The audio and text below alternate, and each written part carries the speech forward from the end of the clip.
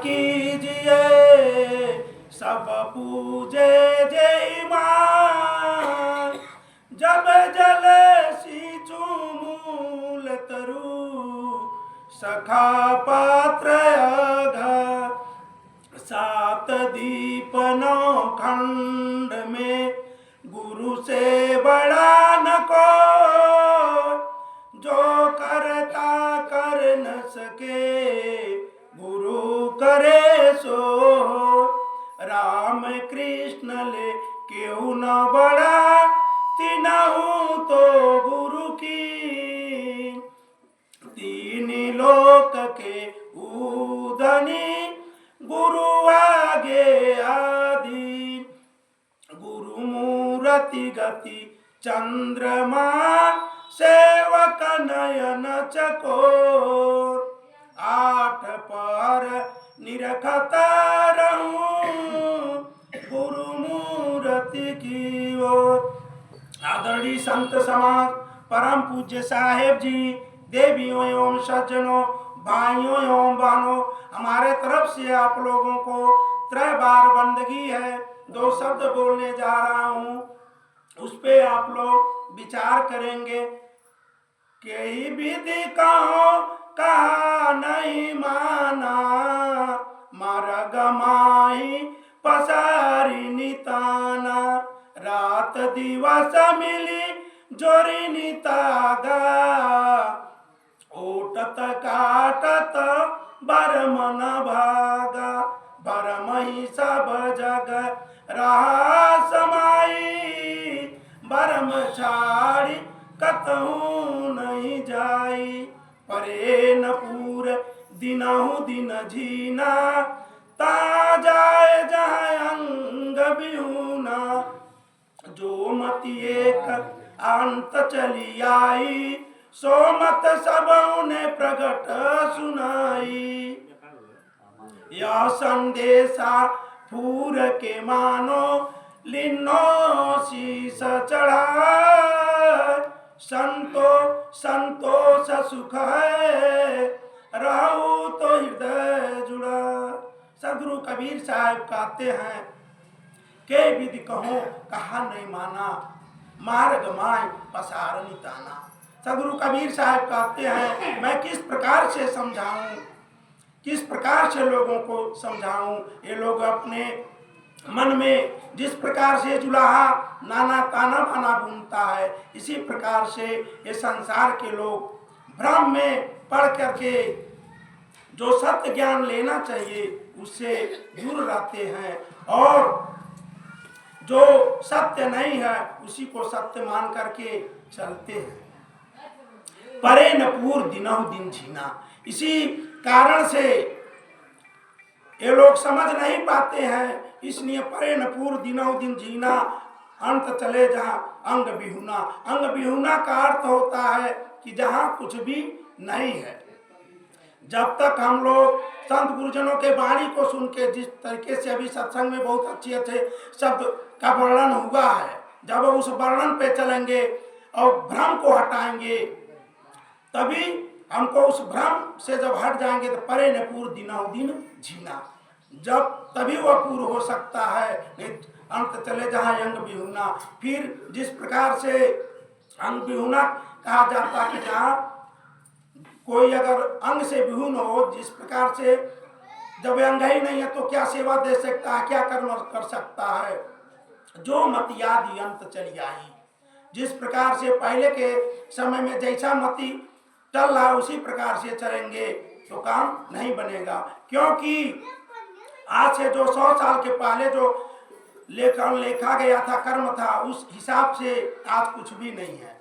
पहले के समय के अनुसार से आज है। पहले के सदगुरु हैं उनका चित्र लगा के उससे कुछ चाहा जा तो कुछ होगा नहीं होगा।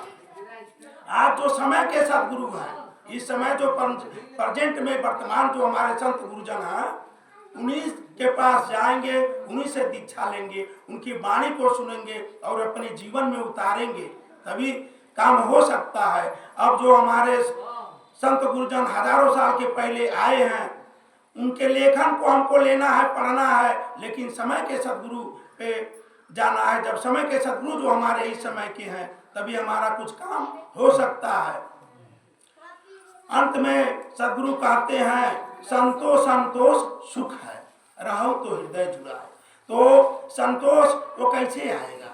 संतोष आना सबको हम समझा लेते हैं, संतोष कैला भैया, संतोष कर लीजिए, लेकिन जब अपने पर आता है तो आदमी संतोष नहीं करता है, भूल जाता है कि हम गुरु भक्त हैं, हमारे गुरु हमको बताएं। जैसे अभी भजन में गाए हैं ना, एक 5 शब्द जो बताए हैं कि चोरी यानी किसी के पेट पे लात नहीं मारना, साहब ने बोला है ना, तो उन्होंने सोचा कि बेशक सौदा हमारा है, गाय खा रही है लेकिन उसका पेट तो भर रहा है। इसी प्रकार से जब हम ऐसे विचार लाएंगे अपने जीवन में तभी थोड़ा सा हमारा काम बन सकता है, नहीं तो काम बनने वाला अपने पर जब आता है तो आदमी भूल जाता है। दूसरे को समझाने के लिए तो सभी लोग समझाते हैं, लेकिन उस रानी को अपने भीतर नहीं घटाते हैं। और जब तक हम अपने भीतर नहीं घटाएंगे तो काम नहीं बनेगा, क्योंकि इस संसार में लोग धन से, दौलत से, पत्नी से, बेटा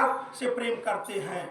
इसी पर सद्गुरु ने कहा जारो जग का नेहरा समुझी मन बौरा हो, जामे सोग संताप समुझी मन बौरा हो, तन धन से क्या गर्भसी मन बौरा हो,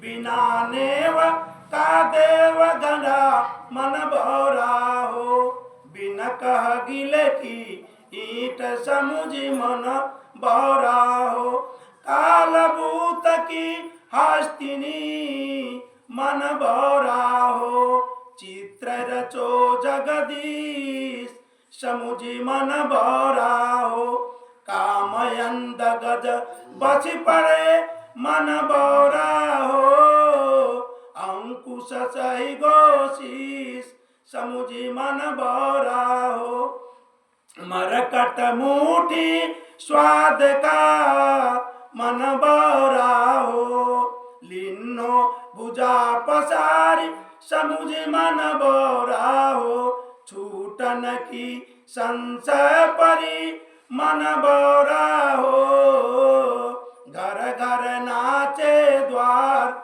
समुझी मन बौरा हो, ऊंच नीच समझे नहीं मन बौरा हो, घर घर खाए डांग समुझी मन बौरा हो, ज्यों सुमना ललनी गहो मन बौरा हो, ऐसो भरम विचार समुझी मन बौरा हो, पढ़े गुने क्या कीजिए मन बौरा हो, अंत बिलैया खाए समुझी मन बौरा हो, सुने घर का पाहुना मन बौरा हो, ज्यों आवे त्यों जाए समुझी मन बौरा हो, नहाने को तीरथ घना मन बौरा हो, पूजवे को बहुदेव समुझी मन बौरा हो, बिन पानी नर बूढ़ही मन बौरा हो, तुम टेकहु राम जहाज समुझी मन बौरा हो, कहे कबीर जग भर मिया मन बौरा हो, तुम छाड़हु हरि की सेव समुझी मन बौरा हो। सद्गुरु कबीर साहेब कहते हैं जारो जग का नेहरा समुझी मन बौरा हो। हे भाई, तुम इस संसार से नेह लगाते हो, इसके विषय में तो सोचो। जारो जग का नेहरा समुझी मन बौरा हो, जामे शोक संताप समुझी मन बौरा हो। हे भाई, तुम इस जग से प्रीति करोगे तो तुमको यहाँ सुख नहीं मिलेगा, क्योंकि लाख धन कमा लो, कितना हो धन दौलत कमा लो, एक दिन यह शरीर छूटेगा। और जैसे यह शरीर छूटेगा, अपना माना गया जो कुछ भी है सब यही समाप्त हो जाएगा। क्यों कि तुम्हारे साथ यहाँ का ये धन धर्म कुछ भी नहीं जाएगा। बिना नेव का देव घरा मन बौरा हो, बिन कह गिल की ईंट समुझ मन बौरा हो। जिस प्रकार से कोई व्यक्ति मकान बनावे और वो जब नींव की खुदाई न करे, वैसे ईंट को जमीन पर बिछा दे और जो हम लोग गारा लगाते हैं गारा भी न लगावे, तो क्या वो मकान टिक सकता है? इसी प्रकार से हम लोगों का यह शरीर है। यह शरीर हम लोगों का एकदम प्रकृति तत्वों से बना हुआ सबसे कमजोर तत्व है। यह मानव जीवन में, यह मानव अच्छा से अच्छा जो भी कुछ बना देता है, भवन बनावे, यंत्र बनावे, उसका यह मानव गारंटी ले लेता है कि मैं गारंटी लेता हूं इतना दिन ये टिकेगा, लेकिन इस शरीर का एक पल का कोई गारंटी नहीं ले सकता है। तो सदगुरु कहते हैं काल भूत की हस्तिनी मन बौरा हो, चित्र रचो जगदीश समुझ मन बौरा हो। जिस प्रकार से जो हाथी को फंसाने वाले होते हैं, जो हाथी को बेचते हैं, जो हाथी फंसाने वाले होते हैं, जहाँ हाथियां रहती हैं जंगल में, वन में जो हाथियां रहती हैं, उनको फंसाने के लिए पहले वहाँ बहुत बड़ा गड्ढा खोदते हैं, उस पर से हल्का सा चटाई बिछा देते हैं और कागज की हथनी बनाते हैं। और जब जंगल से हाथी मदमस्त होकर चलता है तो वह यह समझता है कि हमारा एक जोड़ीदार है, हाथी है, और वह उसके पास जाना चाहता है, तब तक वह टाटी टूट जाती है और वह गड्ढे में गिर जाता है। जब गिर जाता है तो 5 दिन 6 दिन तक ले उसको वैसे सब रहने देते हैं। हाथी भूख प्यासे तड़पता है, तब युक्ति लगा के ये लोग जंजीर लगाते हैं और हाथी को बाहर निकालते हैं, और फिर उस हाथी को जीवन भर अंकुश का दुख सहना पड़ता है। इसी प्रकार से यह जीव जो गृहस्थी के गाड़ी में बैठ के, जिस प्रकार से कोई तख्ता हो, फांसी का तख्ता हो, अगर कोई व्यक्ति उस पे जाता है, फांसी के तख्ते पर झूलने जाता है, तो कुछ मिनटों में उसका दुख समाप्त हो जाता है। लेकिन जो व्यक्ति इस गृहस्थी के गाड़ी में फांसी पर लटकता है, वह जीवन भर इस फांसी से, इस तख्ते वाली फांसी से निकल नहीं पाता है, क्योंकि गृहस्थी का जो गाड़ी का है, गृहस्थी का मतलब ही है विषय भोग। गृहस्थ का काम ही है विषय भोग। अगर किसी को विषय भोग की लालसा ना हो तो फिर वह शादी ब्याह क्यों करे? शादी ब्याह नहीं करेगा। तो यही जो हम लोगों को विषय रूपी फांसी पर, गृहस्थी के गाड़ी में विषय फांसी पर लटके हुए हैं, वह जीवन भर अंकुश का दुख, यानी हमेशा हर बात के दुख हमको सहना पड़ता है। मरकट मुठी स्वाद का मन बौरा हो। जिस प्रकार से बंदर होता है, वह बंदर फंसाने वाला जो कलंदर होता है, वह सुराही रखता, उसमें चना डाल देता, सुराही का मुख पतला होता है। बंदर जाता है चना के लोभ में, वह हाथ उसमें डाल देता है, और जब मुट्ठी बांध लेता, चना लेता है तो निकालना चाहता है, लेकिन उसकी जो इतनी सकरी होती है, पतली होती है, हाथ नहीं निकलता है, तो इसलिए उसी चना के लोभ में वह फंस जाता है। कलंदर आता है और उसको बजा लेता है, उसके बाद डंडा मार के धीरे धीरे सिखाता है, और जीवन भर उसको छूटने का भी संशय होता है कि कलंदर से वह बंदर छूट भी नहीं पाता है, और ना तो उसको कोई लाज है न लिहाज है, कुछ नहीं रह जाता है। इसी प्रकार से मानव विषय वासना में पड़ के, अपने इच्छा तृष्णा में पड़ के, जिस प्रकार से यही हम आनंदी अदृश्य रस्सी है, हमने मान लिया हमारा बेटा है, बेटी है, धन है, दौलत है, इसी के फेरा में पड़ के अदृश्य रस्सी है, दिखता नहीं है, लेकिन हम बंधे हुए हैं। और सदगुरु इसी पर कहते हैं जो सुना अलग गहो मन बौरा हो। जिस प्रकार से सुगा मरचा के लोभ में नलका यंत्र पर बैठता है, जो यंत्र होता है वह सुगा को फंसाने के ही लिए बना के रखा जाता है। जैसे सुगा उस पर बैठता है, वो चरखी घूम जाती है, तो वो सोचता है झट से वह पकड़ लेता, वो समझता कि मुझको उसने पकड़ लिया, शिकारी ने पकड़ लिया, लेकिन स्वयं पकड़ता है। इसी प्रकार से हम लोग गृहस्थी के गाड़ी में हैं। जब गृहस्थी के गाड़ी में हैं तो गृहस्थी की चक्री घूम जाती है। जब हमारे पास बेटी बेटा हो जाता है तो हम सोचते हैं कि हमको गृहस्थी पकड़ लिया है, लेकिन गृहस्थी हमको नहीं पकड़ा है, हम गृहस्थी को पकड़ लिए हैं, क्योंकि हमारे पास विवेक नहीं है, वैराग्य नहीं है। हम आसक्त हैं, सोचते हैं कि अगर घर द्वार छोड़ दें तो शायद भोजन मिले कि न मिले। इसी आसक्ति में पड़ के जिस प्रकार से वह सुग्गा समझता है, अपने ही उस नलका यंत्र को पकड़े रहता है, लेकिन सोचता है कि उसको दूसरे ने पकड़ा है। इसी प्रकार से हम लोग गृहस्थी के गाड़ी में रहते हुए हम सोचते हैं कि यह गृहस्थी हमको पकड़ लिया, हम कैसे निकलें, लेकिन गृहस्थी नहीं पकड़ा, हम ही गृहस्थी को पकड़ लिए हैं। क्योंकि इस संसार में हम किसी को क्या छोड़ेंगे, क्या पकड़ेंगे, इस संसार ही हमको एक दिन छोड़ देगा।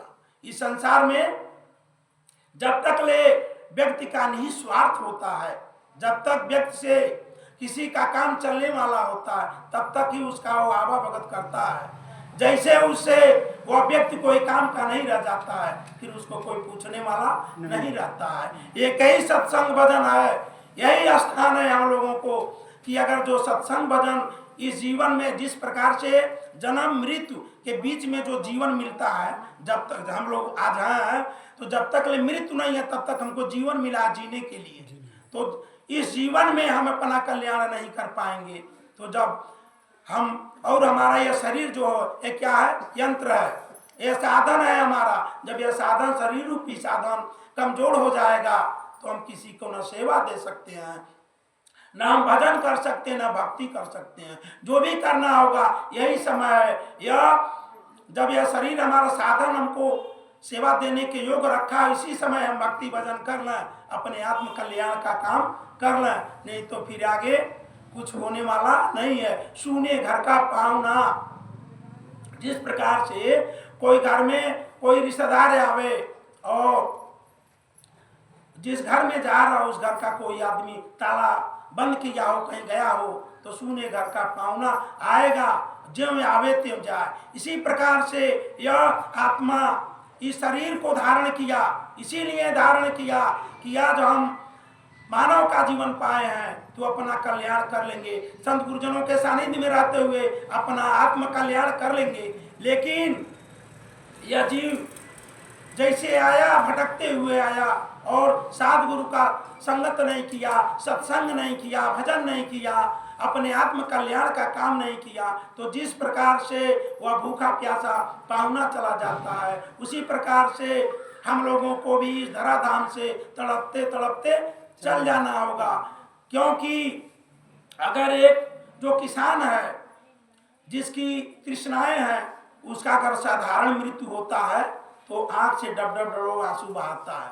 वो सोचता है, विचारता है कि मेरा शरीर छूट रहा है, मेरे बेटी बेटा धन दौलत छूट रहे हैं। वो पुकारता है, जिससे उसका ज्यादा प्रेम होता, कहता बाबू बुला दो, एक बार भेंट कर लें। लेकिन दुख, मृत का दुख तो मिलता है, लेकिन गृहस्थ को आसक्ति का दुख ज्यादा मिलता है, आसक्त होता है। और हमारे संत गुरुजन जो हैं उनको आसक्ति का दुख नहीं होता है। संत गुरुजन पहले से ही इस माया जाल से निकले होते हैं, उनको यही रहता है कि भजन करना है, अपने स्वरूप में स्थित रहना है, शरीर जब चाहे छूट जाए, क्योंकि शरीर का तो धर्म ही है छूटना, तो मिला है।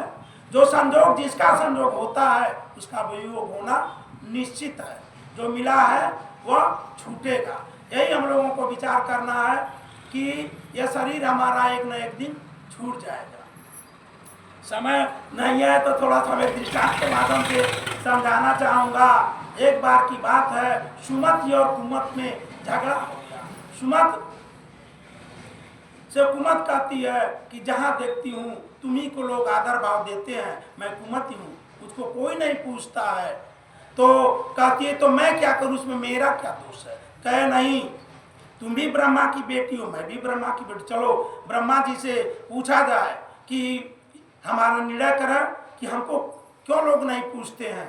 तो कही ठीक है। तो दोनों जाते हैं, कहते हैं पिताजी आप बतावें कि क्या मैं नहीं अच्छी हूँ। दुर्मति कहती है कि क्या मैं अच्छी नहीं हूँ, तो कहती है क्यों नहीं, तुम भी अच्छी हो, तुम मेरी बेटी हो, अच्छी हो।